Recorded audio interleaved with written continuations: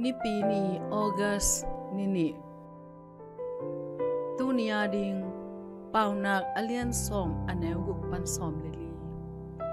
chi tak na to agam tami te lungmuang takin nung ta uhi paunak alian som aneu kwa thu man chi tak na to nung ta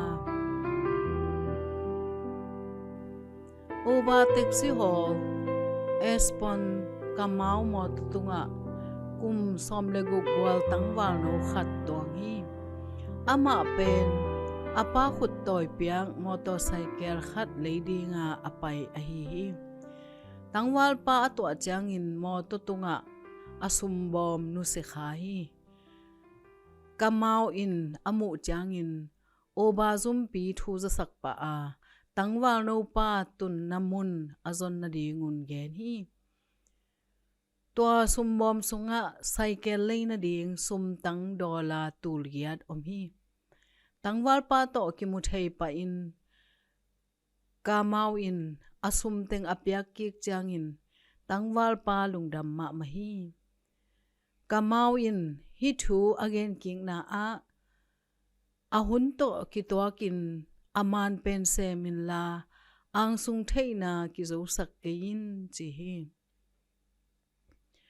kamau in thuman chi takna alak hia hi aman bai lam taka nga pak ding hitale mi khat to siat na met bol ding in hitale som lowa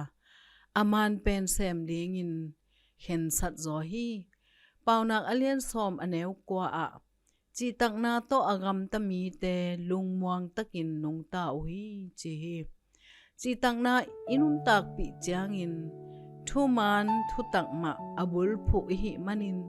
mi tunga igen thu te hangin lunghi mo na ding om lo hi chi takna to inun tak changin min siat ding zong lunghi mo kulowin igel na te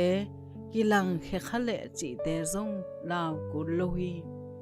to bana lungsim koi te nun tak na a hi le ki phola hi a chi te hi lo i hi manin lunghi mo na ding om lo hi pasien kyang pan hong pai pilna lakhia in a hi bangin man takin agam ta i hi ama sunga lungmuangin iswak ta hi nun ta khat sunga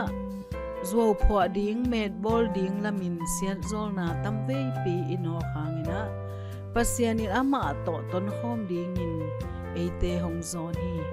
to bangin inun tak jangin kok bang lo te iswak theya thuman chi takna to inung ta hi bangunin na chi takna hong ki to bol a hiam